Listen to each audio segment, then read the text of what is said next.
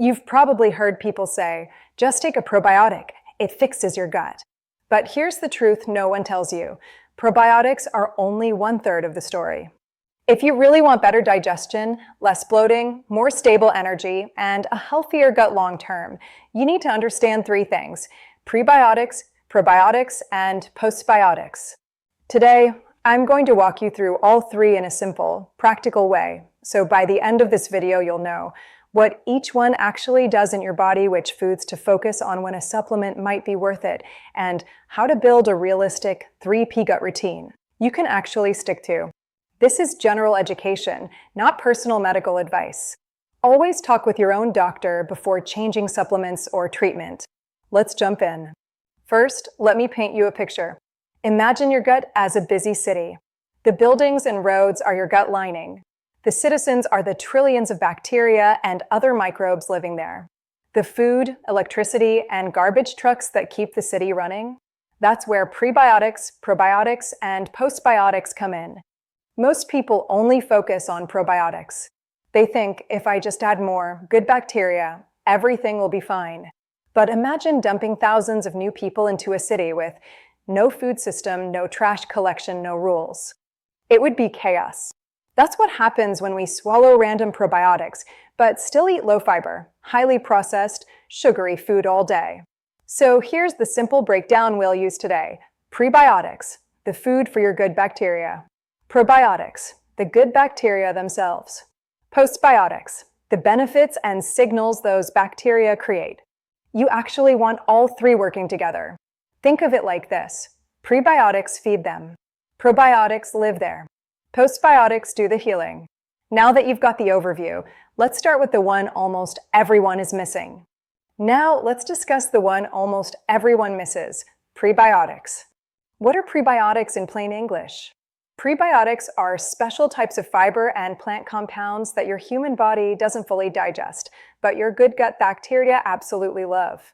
You can think of them as fertilizer for your gut garden, groceries for your gut city. When you feed those good bacteria properly, they grow, they crowd out more harmful bugs, they make more helpful postbiotics. We'll get to that. And your digestion, mood, and energy can all feel more stable. How do you know you're not getting enough?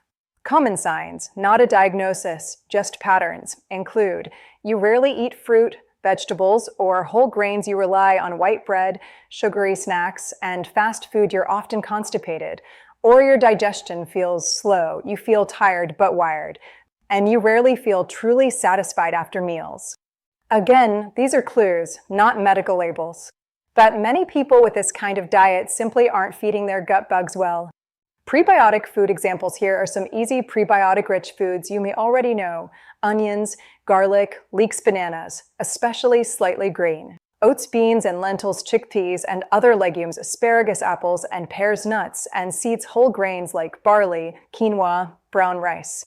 You don't need all of these. You just need some of these regularly.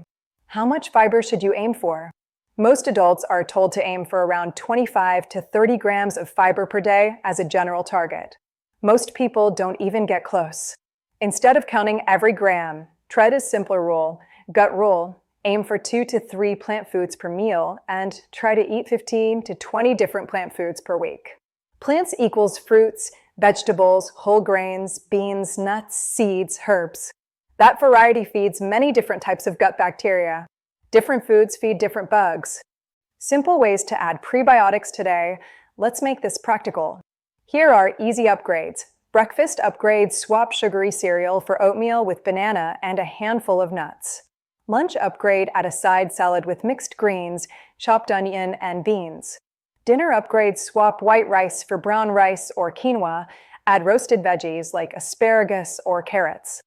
Snack upgrade: choose an apple plus peanut butter or a small handful of nuts and a piece of fruit. You don't have to be perfect. Even adding 1 prebiotic food per day is better than 0. Here's the key idea I want you to remember. If you don't feed your good bacteria, probiotics can't save you. Prebiotics are your foundation. Once we have that in place, then probiotics start to make more sense. Now let's talk about probiotics, the ones you hear about in ads and on supplement bottles. What are probiotics? Probiotics are live, beneficial microorganisms that can support your gut when you eat them in food or take them in supplement form in our city analogy. Probiotics are helpful new citizens moving into the city, or garden helpers joining your garden. They can support smoother digestion, help balance bowel habits, support your immune system, sometimes help after antibiotics, with guidance. But, and this is important, they do not replace a healthy diet, sleep, and stress management. Food sources of probiotics. Before we even talk about pills, let's talk about foods. Yogurt with live cultures kefir, a drinkable fermented milk or water, sauerkraut, fermented cabbage, kimchi miso tempeh, some fermented pickles. If they're naturally fermented, not just in vinegar. You don't need to love all of these. If you can find one or two that fit your taste and culture, that's enough. A simple goal: include one small serving of a fermented food most days of the week if it fits your health needs and your healthcare provider agrees. Do you need a probiotic supplement? Here's where it gets confusing. You'll see 5 billion, 10 billion, 50 billion CFU10 strains, 15 strains, 20 strains bottles promising everything from flat stomachs to glowing skin. Let's simplify. More is not always better. A higher number of bacteria on the label does not automatically mean more benefit. Different strains do different things. Some are better studied for diarrhea after antibiotics, others for constipation, others for certain gut issues. Most general supplements just mix a few common strains. Food first, supplements second. If you eat very little fermented food, a probiotic supplement might be a reasonable trial, but it shouldn't be your only gut strategy. Your basics matter more. Are you sleeping enough? Are you managing stress at all? Are you eating fiber and prebiotic foods? Without these, probiotics are like moving nice people into a city with no food or jobs. What about side effects? Some people, especially at the beginning, may notice temporary bloating, gas, mild discomfort often. This settles as your gut adjusts. But if symptoms are strong, or you have a serious health condition or weakened immune system, you need to check with your doctor before and possibly stop. The takeaway: probiotics can be helpful, but they're not magic. They work best when the foundation, prebiotics and lifestyle, is already in place. Now let's get into the most misunderstood part of this trio: postbiotics. Okay, now the star that hardly anyone talks about: postbiotics. What are postbiotics? Remember our city analogy? The bacteria, probiotics, live in the city. They eat the food you give them, prebiotics. What they produce after eating and living there, the little chemicals, messages, and byproducts, are called postbiotics. In plain language, postbiotics are the helpful products that your gut bacteria make. These can include short-chain fatty acids like butyrate, acids, and other compounds that help keep your gut lining healthy, signals that can talk to your immune system, signals that may affect mood and inflammation. Think of postbiotics as the text messages your gut sends to the rest of your body, or the thank you gifts your bacteria send you when you treat them well. Why do postbiotics matter? Because at the end of the day, it's not just who lives in your gut that matters, it's what they're doing. You could have lots of bacteria, but if you constantly feed them sugar and ultra-processed food, they may not be making the signals you want. When you feed them fiber and a variety of plants, they make more of the helpful postbiotics that can support your gut barrier, help your immune system stay balanced, and support your overall health. Postbiotic supplements? You may start seeing products labeled postbiotic now. Some contain heat-killed bacteria plus their products. Some contain specific compounds that bacteria usually make the research is growing. But for most people, you don't need to chase every new bottle.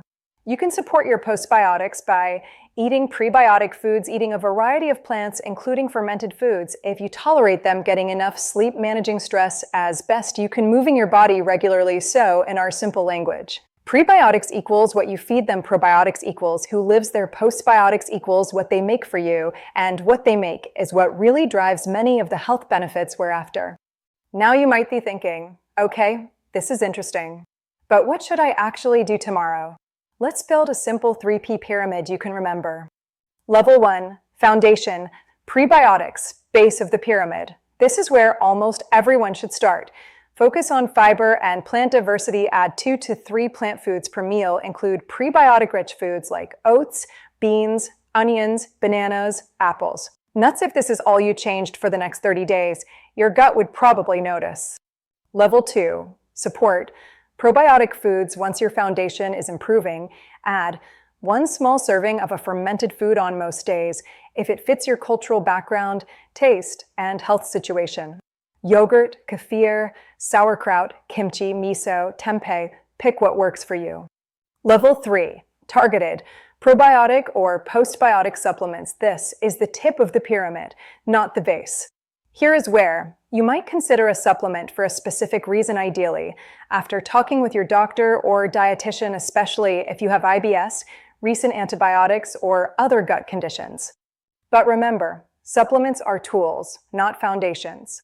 Most of the power is in your daily eating pattern and lifestyle.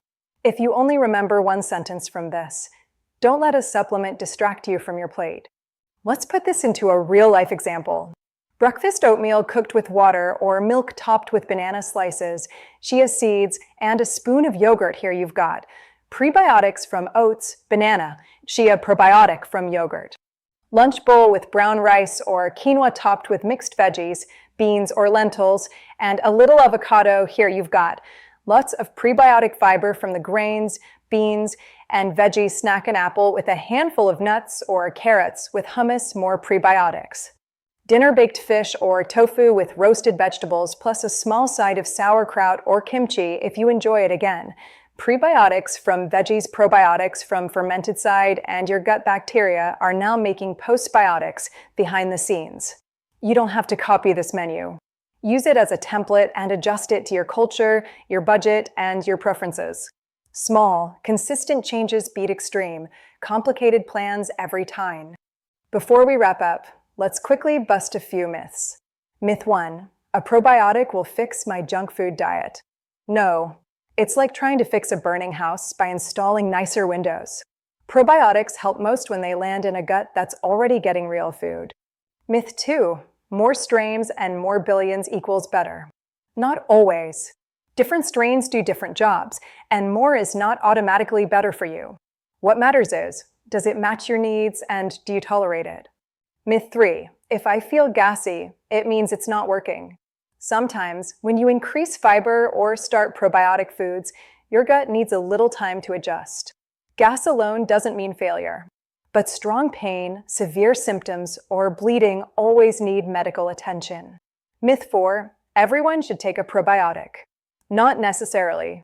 Some people may not need them at all. People with serious illness or weak immune systems should always speak to their doctor first. Myth 5. I have to be perfect or it's pointless. Again, no. You don't need a 100% clean diet.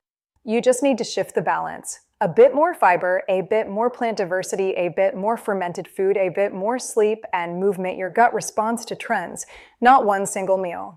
Let's bring this home.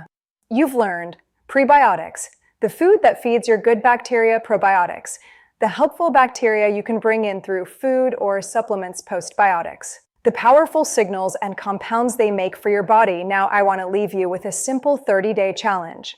For the next 30 days, aim to add at least 1 extra prebiotic food per day.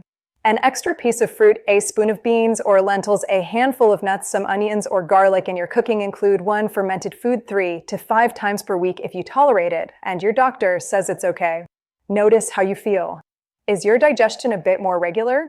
Do you feel a bit more satisfied after meals? Is your energy slightly more stable? This is not a magic cure, but it is a powerful way to support your gut long term. Remember, your gut doesn't need perfection. It needs consistency and care.